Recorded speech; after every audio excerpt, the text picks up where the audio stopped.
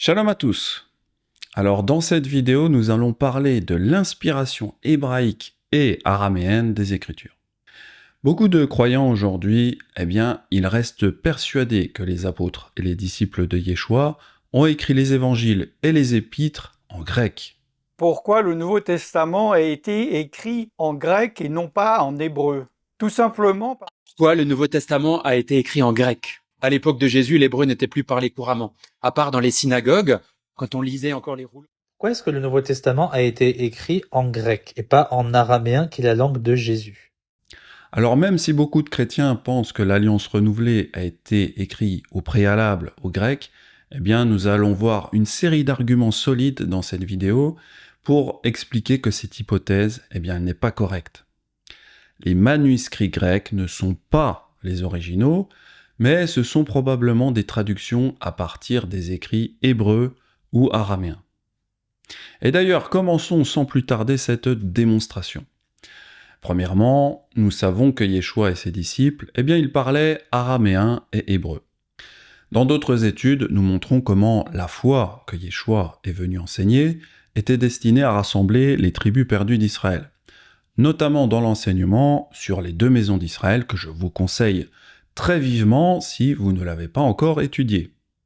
Cependant, même si la foi en Yeshua était destinée aux 12 tribus qui sont dans la dispersion, et donc à destination de nombreux croyants qui parlaient le grec, la foi en Yeshua avait résolument une saveur hébraïque, car le style de culte avait été confié à la maison de Juda, pour qu'ils le maintiennent. En effet, la maison d'Éphraïm étant toujours dans la dispersion, c'est-à-dire en exil, ils n'ont pas pu garder le culte d'Élohim. Cette tâche incombait à la maison de Juda. Car je voudrais moi-même être anathème et séparé de Machiar pour mes frères, mes parents selon la chair, qui sont israélites, à qui appartiennent l'adoption et la gloire et les alliances et la loi et le culte. Donc, même si la foi en Yeshua était à la fois pour la maison de Juda et la maison d'Éphraïm, à la base, les disciples et Yeshua lui-même étaient tous des gens de la maison de Juda. Nous le savons évidemment parce que Yeshua était juif et qu'il avait pour habitude d'aller à la synagogue le jour du Shabbat. Il se rendit à Nazareth où il avait été élevé, et selon sa coutume, il entra dans la synagogue le jour du Shabbat. Il se leva pour faire la lecture. C'était aussi la coutume de Shaoul, qui était de la tribu de Benjamin. Et finalement, c'était la coutume de tous les apôtres. Shaoul et Silas passèrent par Amphipolis et Apollonie, et ils arrivèrent à Thessalonique où les Juifs avaient une synagogue. Shaoul y entra, selon sa coutume. Pendant 3 Shabbats, il discuta avec eux, d'après les Écritures. Shaoul nous demande de l'imiter, comme lui-même imitait aussi Yeshua. C'est pourquoi nous, les Nazaréens, nous imitons à la fois notre maître Yeshua, mais également ses apôtres. Soyez mes imitateurs comme je le suis moi-même de Machiar. Contrairement à l'Église chrétienne, qui enseigne souvent dans la langue commune du peuple, la langue principale de la synagogue a toujours été l'hébreu, tandis que l'araméen est considéré comme une langue secondaire importante. En fait, le père de l'Église Épiphane de Salamine nous dit que même au IVe siècle, les Nazaréens étaient très instruits dans la langue hébraïque. Les Nazaréens ne diffèrent d'eux, c'est-à-dire des Juifs orthodoxes, en rien d'essentiel, puisqu'ils pratiquent les coutumes et les doctrines prescrites par la loi juive. Sauf qu'ils croient au Christ. Ils croient à la résurrection des morts et à la création de l'univers par Dieu.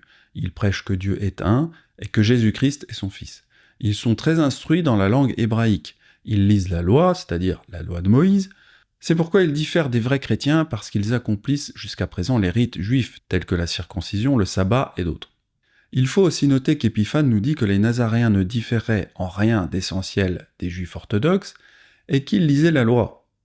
C'est un euphémisme pour parler du service traditionnel de la Torah, c'est-à-dire la lecture de la Torah le Shabbat. Dans l'ensemble, cela signifie que même au IVe siècle, les Nazaréens marchaient encore comme Yeshua marchait, adorant dans les synagogues, en hébreu et en araméen. Celui qui dit qu'il demeure en lui doit aussi marcher comme il a marché lui-même. Voyons maintenant pourquoi la Nouvelle Alliance n'est pas d'une inspiration grecque. En Europe occidentale, l'Église catholique utilisait traditionnellement la Vulgate latine. Puis, lorsque Constantinople tomba aux mains de l'Empire ottoman islamique en 1543, les érudits bibliques orientaux s'enfuirent en Occident, emportant avec eux le Textus Receptus grec, ou le soi-disant texte reçu, qu'ils prétendaient être l'original. Cette affirmation était largement acceptée à l'époque, et ce malentendu l'est encore aujourd'hui. Cependant, pour de nombreuses raisons que nous allons voir ici, il semble assez clair que l'Alliance renouvelée a été inspirée soit en hébreu, soit en araméen, et a rapidement été traduite, avec éloquence, en grec. Nous savons que les synagogues de la dispersion, c'est-à-dire en dehors du pays d'Israël, lisaient parfois les Écritures en grec, parce que les rabbins orthodoxes avaient fait traduire le Tanakh, c'est-à-dire l'Ancienne Alliance, en grec. Cette traduction serait datée entre moins 300 et moins 200 de notre ère. D'ailleurs, cette traduction officielle, vous la connaissez, elle est appelée la Septante. Pourtant, comme les Juifs pieux chérissent la langue hébraïque, la Septante n'a été ni lue ni acceptée par tous les Juifs, et c'est encore la même chose aujourd'hui. En dehors du pays d'Israël, certaines synagogues accomplissent le service de la Torah dans leur langue maternelle, tandis que d'autres synagogues, un peu plus pieuses, accomplissent le service de la Torah en hébreu. Alors que les épîtres grecques pouvaient être lues dans les synagogues moins pieuses, elles n'auraient pas été lues dans les synagogues très religieuses, à moins qu'elles n'aient été écrites en hébreu ou en araméen. Et nous savons que le but était d'atteindre les Juifs les plus pieux, car la bonne nouvelle a été donnée aux Juifs, pieux, d'abord, puis aux Grecs, c'est-à-dire aux Juifs hellénistiques. Car je n'ai point honte de la bonne nouvelle du Messie, c'est une puissance d'Élohim pour le salut de quiconque croit, du Juif premièrement, puis du Grec. Parlons maintenant du témoignage des pères de l'Église. Alors il y a de nombreux pères de l'Église, dont Épiphane, Papias, Irénée, Origène, Jérôme et Eusèbe. Tous ces pères de l'Église nous disent que l'apôtre Mattityahu, c'est-à-dire Matthieu, a d'abord écrit son épître en hébreu, puis qu'elle a été traduite dans d'autres langues. Par exemple, Eusèbe déclare ceci. Matthieu composa les paroles en dialecte hébreu, et chacun traduisit selon ses moyens. Nous avons ensuite Irénée qui nous dit « Matthieu a également publié un évangile écrit parmi les Hébreux dans leur propre dialecte. » Enfin, Origène déclare cela. Le premier, c'est-à-dire le premier évangile, est écrit selon Matthieu, le même qui fut autrefois collecteur d'impôts, mais qui devint ensuite un émissaire de Yeshua le Messie, qui, l'ayant publié pour les croyants juifs, l'écrivit en hébreu. Avant que les Grecs et les Romains ne conquièrent la terre d'Israël, elle fut conquise par les Assyriens, autrement dit, des Araméens. À cette époque, l'araméen devint la langue commune du pays. C'est pourquoi Yeshua et les disciples auraient parlé l'araméen dans la région de Galilée. Cependant, la langue du temple et de la synagogue était toujours l'hébreu. Donc, l'hébreu était toujours parlé à Jérusalem, car il était encore plus respecté que l'araméen. Il convient de noter alors que les pères de l'Église, Eusèbe, Jérôme et Clément d'Alexandrie, nous disent tous que Shaoul a écrit son épître aux Hébreux en hébreu. Par exemple, il affirme que l'épître aux Hébreux a été écrite par Paul aux Hébreux en langue hébraïque, mais qu'elle a été soigneusement traduite par Luc et publiée parmi les Grecs. Le père de l'Église, Jérôme, écrivit ceci. Étant hébreu, il, c'est-à-dire Shaoul, écrivait en hébreu, c'est-à-dire dans sa propre langue, et avec une grande aisance, tandis que les choses qui étaient écrites avec éloquence en hébreu étaient traduites avec plus d'éloquence en grec. Shaoul parlait sans aucun doute grec, car il avait grandi à Tars en Cilicie, dans l'actuelle Turquie, où le grec était la langue commune. « Je suis juif, reprit Shaoul, de Tars, en Cilicie, citoyen d'une ville qui n'est pas sans importance. » Mais comme Shaoul était un pharisien parmi les pharisiens, il aurait préféré l'hébreu à toute autre langue et aurait écrit ses lettres en hébreu, afin qu'elles soient bien reçues dans les synagogues les plus pieuses. Alors ce que je vais vous démontrer dans cette vidéo va sûrement vous paraître être une évidence. Mais il faut que vous compreniez qu'aujourd'hui, encore beaucoup de chrétiens contredisent le fait que les Écritures étaient à l'origine écrites en hébreu ou en araméen. La plupart des chrétiens disent que les écrits originaux étaient en grec, car cela viendrait contredire leur théorie de l'inspiration plénière des Écritures. On avait vu dans l'étude à propos de l'inspiration et des Écritures que cette doctrine de l'inspiration plénière reposait sur les manuscrits originaux. Et effectivement, pour les chrétiens, les manuscrits originaux, eh bien, ils sont en langue grecque. Et cela doit en rester ainsi, car leur doctrine repose sur cela. Donc, évidemment, si vous démontrez que les manuscrits originaux étaient en hébreu, alors beaucoup de choses vont s'effondrer pour les chrétiens. Dans mes vidéos, je parle très souvent de mauvaises traductions en français qui trahissent le sens des Écritures et qui font que certaines personnes inventent des doctrines à partir de ces versets qui sont mal traduits. Dire que les Écritures ont été écrites initialement en hébreu viendrait aussi contredire certaines doctrines du christianisme. Les chrétiens ont donc tout intérêt à cacher le fait que les écrits de l'Alliance renouvelée étaient en hébreu ou en araméen. Un auteur français du nom de Claude Trémontant a travaillé pour démontrer que les manuscrits grecs ne sont que des traductions en provenance de l'hébreu, et pas des originaux. Vous pouvez lire par exemple le livre Le Christ hébreu qui explique la démonstration de Claude Trémontant. Trémontant nous explique que parfois les mots ne sont même pas traduits, mais décalqués à partir de l'hébreu. Rappelons ici que le mot français évangile est simplement le décalque du mot grec euangelion, qui est la traduction de l'hébreu bessora, qui signifie l'annonce, et fort souvent, mais non toujours, une heureuse annonce.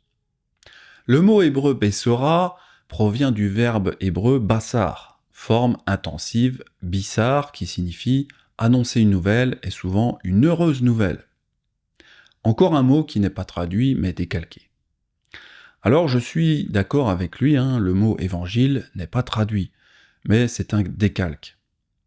Il faudrait plutôt dire la bonne nouvelle au lieu de parler d'évangile.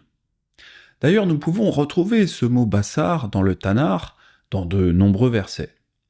Et j'ai pu remarquer un fait intéressant, c'est que ce mot bassar est souvent connecté au mot salut, qui s'écrit comme le nom de notre Messie Yeshua. C'est un peu comme si Yeshua était connecté avec la bonne nouvelle, la Bessora. Chantez à Yahweh, vous tous, habitants de la terre. Annoncez, c'est-à-dire Basrou, de Bassar, de jour en jour son salut, Yeshuato. Chantez à Yahweh, bénissez son nom, annoncez, toujours la bonne nouvelle, de jour en jour son salut, Yeshuato. Et puis vous avez Ésaïe 52,7, qu'ils sont beaux sur les montagnes les pieds de celui qui annonce de bonnes nouvelles, qui publie la paix, de celui qui apporte de bonnes nouvelles. Mevaser Tov, donc ça vient de Bassar, qui publie le salut, Yeshua, de celui qui dit à Sion, ton Elohim règne. D'ailleurs, c'est le rapprochement que fait l'apôtre Shaoul dans Romains chapitre 10. Et comment y aurait-il des prédicateurs s'ils ne sont pas envoyés, selon qui il est écrit qu'ils sont beaux les pieds de ceux qui annoncent la paix, de ceux qui annoncent de bonnes nouvelles. Mais tous n'ont pas obéi à la bonne nouvelle. Aussi, Ésaïe dit-il, Yahweh, qui a cru à notre prédication ? Dans ce passage de Romains 10, Shaoul fait le rapprochement entre la bonne nouvelle d'Ésaïe 52,7 et la bonne nouvelle du salut en Yeshua. C'est-à-dire que le mot Bassar, ou Bessora, est beaucoup plus riche que simplement dire l'évangile. D'ailleurs, voici ce que signifie Bassar. Porter des nouvelles, publier, prêcher, annoncer, réjouir par de bonnes nouvelles, annoncer le salut, Yeshua, comme une bonne nouvelle, prêcher, recevoir de bonnes nouvelles. Donc voilà, je vous conseille ce livre de Trémontant, même si évidemment il faut se méfier des doctrines qu'il pourrait nous enseigner, car cela reste un philosophe. Donc évidemment tout ce qu'il enseigne n'est pas forcément la vérité. Mais en tout cas, ce qui est très intéressant dans son travail, c'est comment il arrive à démontrer les racines hébraïques des manuscrits originaux. Voici un autre extrait de son livre pour vous donner envie. Nous allons voir tout au long de ce travail que c'est là un phénomène constant dans le passage de l'hébreu au grec, puis du grec au latin, puis du latin au français. Les expressions sont déformées, défigurées et rendues finalement inintelligibles. L'information originelle n'est pas communiquée. Elle est soit gravement faussée, soit purement et simplement arrêtée dans le passage du grec ou du latin en français, à cause de la funeste manie des traducteurs en langue française qui consiste à décalquer les mots grecs ou les mots latins au lieu de les traduire. Lui aussi confirme que l'information originelle est parfois faussée par les traductions successives. Il est donc important d'étudier les écritures dans leur forme hébraïque quand c'est possible, et de garder une certaine distance avec les traductions, qu'elles soient grecques, latines ou françaises. Parlons à présent des jeux de mots. Alors, un des éléments pour comprendre que les évangiles ont été à l'origine rédigés en hébreu, ce sont les jeux de mots.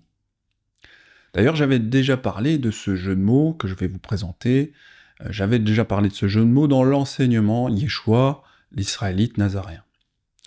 Mattityahu, c'est-à-dire Matthieu, a tenté de faire un jeu de mots.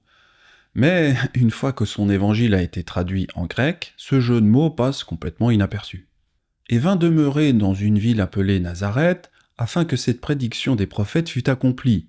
Il sera appelé Nazaréen. Parfois les gens recherchent s'il existe vraiment un verset dans les prophètes du Tanakh qui parlerait d'un Nazaréen. Mais ils ne trouvent pas la référence, parce que c'est caché dans l'hébreu, et donc indétectable en grec. La référence est celle d'Ésaïe 11.1, où il a été dit qu'une verge pousserait de la tige d'Isaïe, le père de David, et qu'un surgeon, c'est-à-dire Yeshua, sortirait de ses racines. Et effectivement, c'est ce qui s'est produit, car Isaïe est le père de David, et en effet, Yeshua est sorti de la descendance de David. Le mot hébreu pour surgeon, c'est netzer. Alors pour ceux qui ne connaissent pas ce mot, surgeon, c'est un rejet de souche, donc une branche qui repousse sur une souche d'un arbre coupé. C'est en quelque sorte une renaissance de l'arbre qui a été abattu. Mais il sortira une verge du tronc d'Isaïe, et un surgeon, c'est-à-dire un netzer, naîtra de ses racines.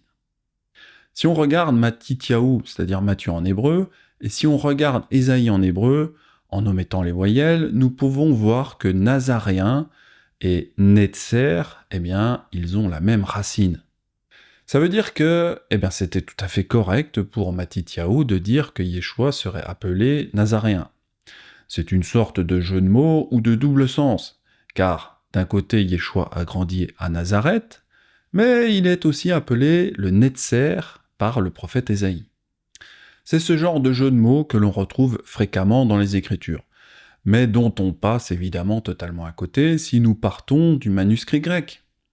Cela nous démontre que Mattityahu a initialement écrit son évangile en hébreu, car sinon, il n'aurait pas pris le temps de faire ce genre de petit jeu de mots avec Netzer et Nazareth. Donc Yeshua est originaire de Nazareth, mais il est surtout le Nazaréen, c'est-à-dire le Netzer prophétisé par Isaïe.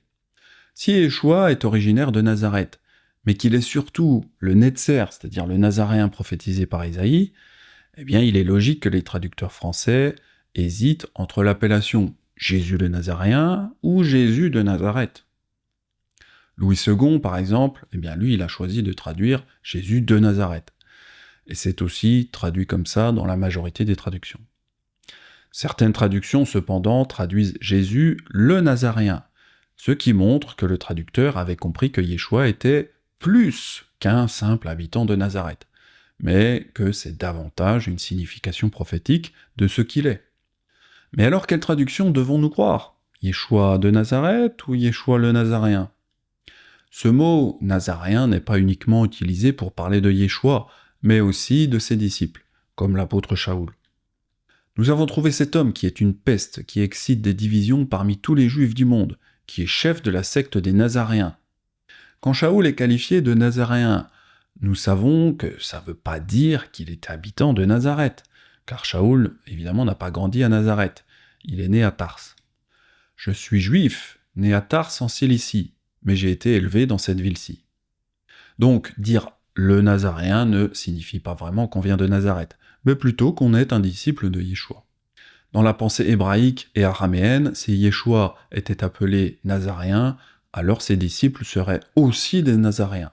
C'est pourquoi dans Actes 24.5, les pharisiens ont accusé l'apôtre Shaoul, Paul, non pas d'être chrétien, mais d'être un meneur de la secte des Nazaréens. D'ailleurs, nous avions déjà vu que le pasteur Frédéric Godet, dans son commentaire de Matthieu 2.23, eh bien il a confirmé cette affirmation. Jésus fut en effet appelé avec mépris Nazaréen. C'est ainsi que le désignent encore aujourd'hui les Juifs, ses adversaires. Ce nom passa même du maître aux disciples. Donc voilà pour le sujet des jeux de mots, qui montrent une inspiration hébraïque des évangiles, et notamment celui de Mattityahu. D'ailleurs, nous avons vu que cela est confirmé par le témoignage de nombreux pères de l'Église. Parlons à présent de Flavius Joseph. Joseph parlait grec parce qu'il avait été élevé dans l'aristocratie. Il était beaucoup plus instruit que la plupart des Juifs, et même s'il a écrit la plupart de ses œuvres en grec, il était l'un des rares Juifs à savoir lire ou écrire le grec. Même après avoir pris la peine de l'apprendre, il nous dit qu'il était incapable de le parler couramment. Il dit aussi que les Hébreux n'aimaient pas apprendre les langues étrangères. Car ceux de ma nation reconnaissent volontiers que je les surpasse de loin dans les connaissances appartenant aux Juifs. J'ai aussi pris beaucoup de peine pour acquérir la connaissance des Grecs et comprendre les éléments de la langue grecque, bien que je me sois si longtemps habitué à parler notre propre langue que je ne puisse prononcer le grec avec suffisamment d'exactitude, car notre propre nation n'encourage pas ceux qui apprennent les langues de plusieurs nations. Si même le savant Joseph avait du mal à prononcer le grec avec suffisamment d'exactitude, bien qu'il ait pris beaucoup de peine pour l'apprendre, alors pourquoi des pécheurs sans instruction, qui devinrent plus tard les apôtres, l'auraient-il appris? Et pourquoi auraient-ils écrit leurs épîtres en grec, alors que les Hébreux dédaignaient les langues des autres nations? Il semble plus logique de croire que les apôtres, ils espéraient que d'autres juifs pieux lisent leurs lettres dans les synagogues. C'est pourquoi ils ont sûrement écrit leurs épîtres dans les langues de la synagogue, à savoir l'araméen ou l'hébreu. Parlons à présent des manuscrits de la Mer Morte. Les manuscrits de la Mer Morte datent eux aussi du 1er siècle environ, et ont été rédigés en hébreu et en araméen. Seuls quelques-uns d'entre eux sont rédigés en grec, ce qui, en plus des lettres de Joseph, nous indique que le grec n'était pas une langue courante parmi les juifs de cette époque. Parlons maintenant des originaux hébreux ou araméens qui ont été perdus.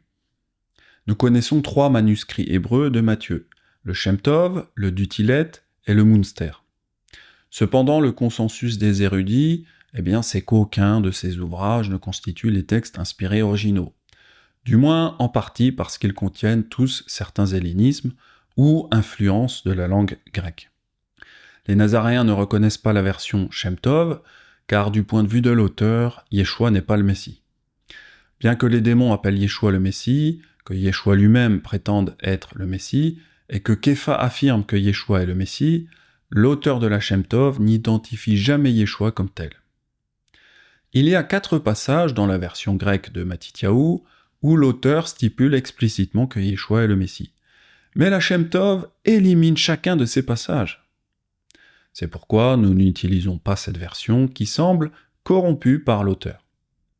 Par contre, le Vatican a déjà numérisé certaines de ses archives et ils ont déjà partagé plusieurs manuscrits qu'ils ont scannés. L'un de ces manuscrits a été appelé le Vat Hébre 100, pour Vaticano Hebraico 100. Ce manuscrit contient seulement les 4 évangiles. Certains affirment que ce manuscrit unique est un faux créé par la Bibliothèque du Vatican pour tromper le monde. Pour le moment, c'est encore trop tôt pour savoir si nous devrions utiliser ce manuscrit, mais les études sur ce sujet ne nous laissent pas indifférents. C'est la famille Van Ransburg qui vit en Australie, qui a travaillé à la traduction en anglais, et ils ont fait des recherches pour savoir si ce manuscrit était bien un original hébreu, et pas une traduction du grec vers l'hébreu. Mais d'après leurs travaux, ce manuscrit serait bien un original en hébreu. Alors évidemment, cela ne signifie pas que ce manuscrit a été écrit directement par Mattityahu, Marc, Luc ou Yohanan, mais un manuscrit hébreu serait sans doute plus précis qu'un manuscrit grec. Même si les travaux de la famille Van Ransburg semblent prometteurs, nous appelons quand même à la prudence concernant ces derniers manuscrits hébreux. Si vous voulez en savoir plus sur les manuscrits hébreux qui ont récemment été mis à jour, n'hésitez pas à aller voir les vidéos de la chaîne Hebrew Gospels. D'ailleurs, j'avais bien aimé également leurs vidéos où ils ont réussi à débunker les travaux de Nehemiah Gordon sur la prononciation du nom divin.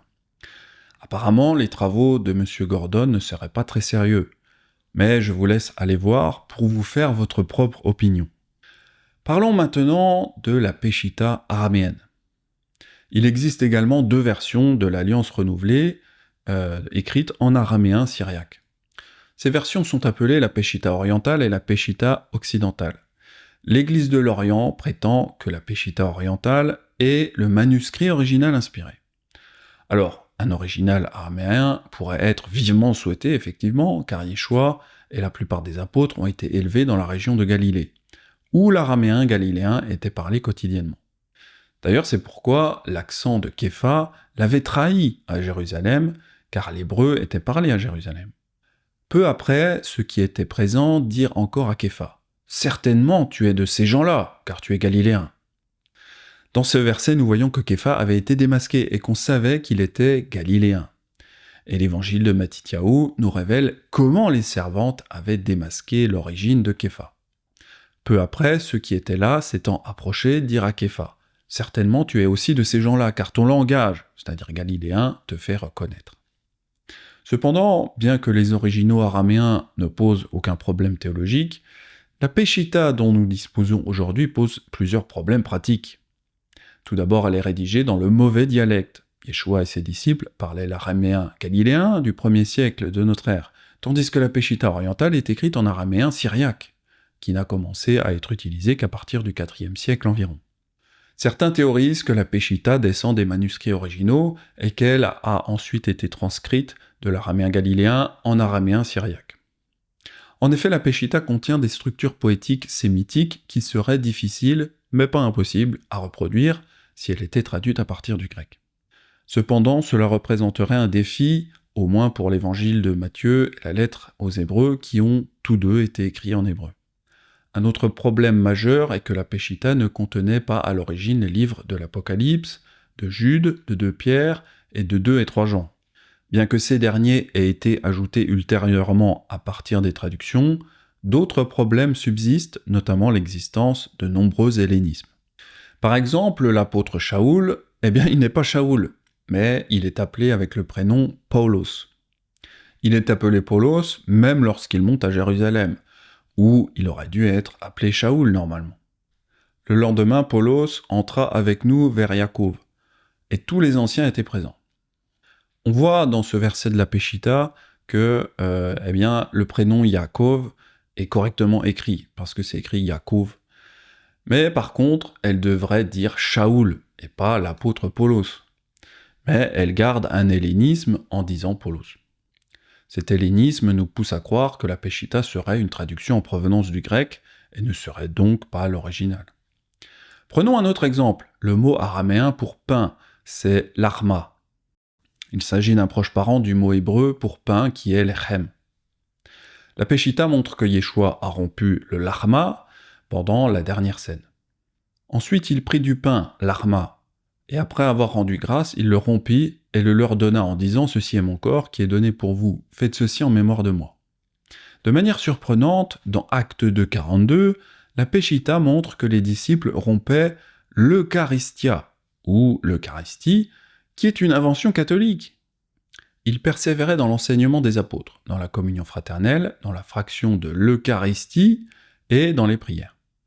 Comme les apôtres continuaient à pratiquer le même culte que Yeshua, ils n'auraient évidemment pas utilisé le terme Eucharistia.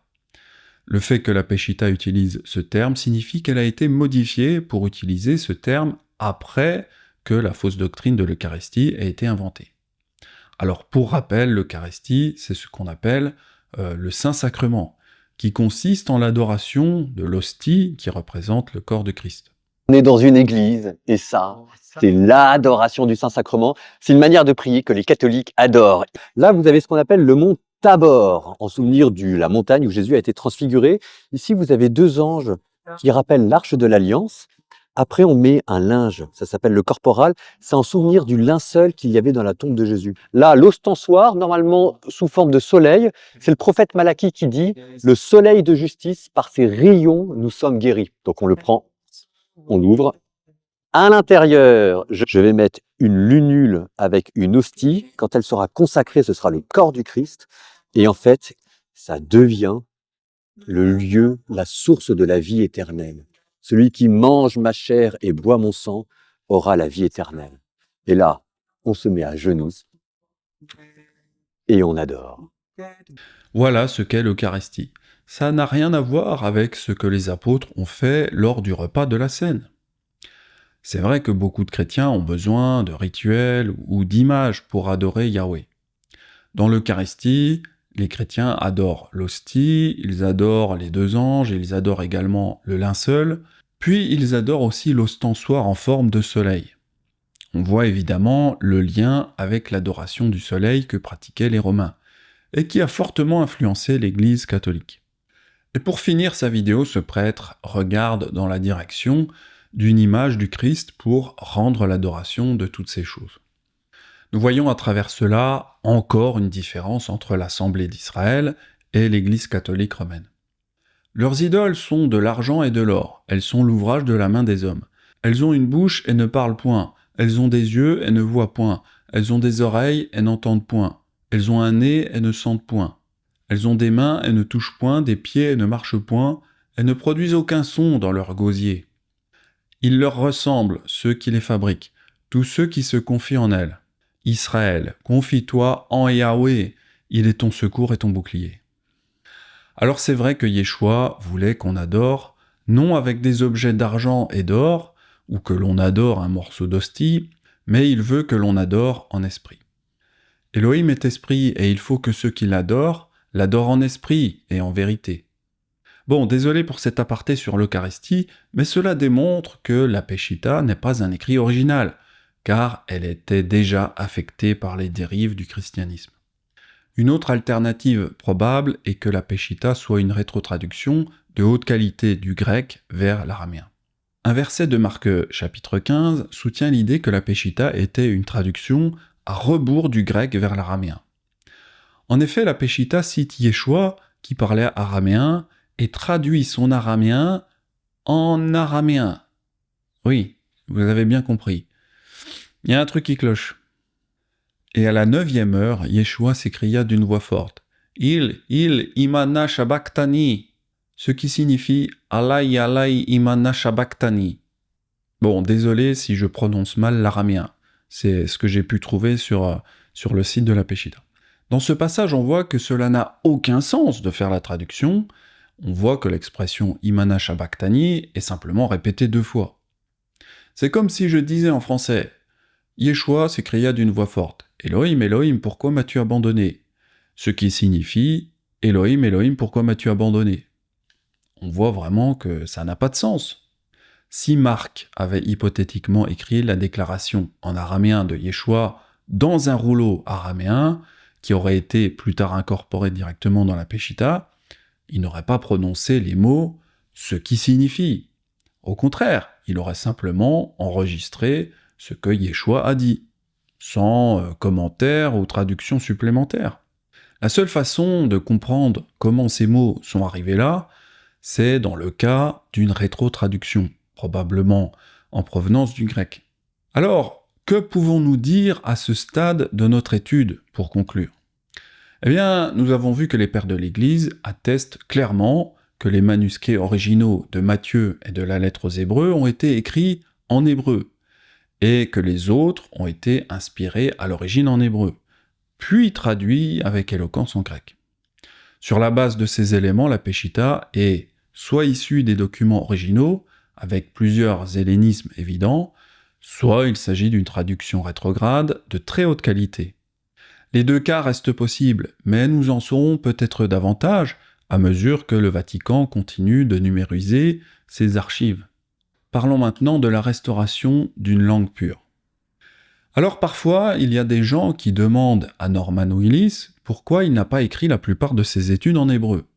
Sa réponse est que la restauration des tribus perdues d'Israël est un processus. Notre objectif principal est toujours de continuer à apporter la vraie bonne nouvelle aux nations, afin de restaurer le tabernacle de David qui est tombé. Voir Amos 9.11 et Actes 15.16. Aujourd'hui, la restauration redémarre petit à petit. Nous essayons de nous rassembler à travers le monde. Pour le moment, la langue commune reste l'anglais, car quand je discute avec mes frères de Nazareth Israël, cela se fait en anglais. D'ailleurs, la grande majorité des études que je vous partage, je dois évidemment les traduire et les adapter à un public francophone. Par exemple, si les Américains enseignent concernant des erreurs de traduction dans leur Bible, King James par exemple, eh bien, les erreurs dans les traductions françaises sont évidemment différentes, même s'il y a parfois des similitudes. Mon travail n'est donc pas un simple travail de traduction, mais je suis également inspiré pour expliquer la bonne nouvelle de Yeshua en utilisant des éléments que je vais trouver dans la culture francophone. Quand Norman Willis enseigne, il utilise évidemment des anecdotes ou des exemples qui sont propres à sa culture américaine. Et donc je ne peux évidemment pas traduire ces choses-là en français, car sinon vous n'y comprendriez rien. C'est pourquoi l'Esprit de Yahweh nous aide dans chacune de nos langues à parler et à rapporter la bonne nouvelle en utilisant des exemples, des expressions ou des raisonnements que les francophones peuvent comprendre. Et cela dans le but de toucher le plus de personnes possible. Cependant, malgré ce travail de traduction, nous les Nazaréens, qu'on soit américains ou français, nous nous référons toujours aux textes originaux pour restaurer la doctrine originale. Nous avons toujours travaillé avec le grec pour l'Alliance renouvelée. Mais si des manuscrits hébreux sont retrouvés et qu'ils sont déclarés fiables, alors nous aurons peut-être encore plus de précision sur le message de Yeshua et de ses apôtres. Norman Willis et moi-même allons donc suivre avec intérêt les travaux de la famille von Rendsburg. Après l'Armageddon, Yahweh nous ramènera à la maison, chez nous, en Israël, et il restaurera probablement une langue pure et commune pour nous et nos enfants. Alors je changerai les lèvres des peuples en des lèvres pures, afin qu'ils invoquent tous le nom de Yahweh pour qu'ils le servent d'un commun accord. Il est bon de se préparer à la restauration, et il est bon d'apprendre les langues utilisées par notre exemple Yeshua, à condition que nous nous souvenions que notre objectif principal, à l'heure actuelle, c'est de porter la bonne nouvelle vers les nations, pour restaurer le tabernacle de David. Donc attention aux chrétiens qui prétendent que les apôtres ont écrit initialement en grec. Nous avons vu que cela est faux. Cela ne signifie pas, évidemment, que les apôtres ne voulaient pas traduire leurs écrits, car ils voulaient évidemment que la bonne nouvelle soit partagée dans toutes les langues. Un des problèmes est que cette croyance d'une inspiration grecque, eh bien cela éteint la mentalité hébraïque des apôtres et de Yeshua, et par là même amène les chrétiens à croire qu'ils doivent se détacher des racines hébraïques, et évidemment se détacher des commandements de la Torah, et c'est ça le plus grave. Voilà, je vais m'arrêter là pour cette étude. Alors pour réaliser cette vidéo, je me suis inspiré de l'étude de Nazarene Israël, pourquoi une inspiration hébraïque ou araméenne. Quant à moi, je vous dis à très très vite pour de futurs enseignements nazaréens, si Yahweh me le permet. C'était Benjamin, shalom à tous.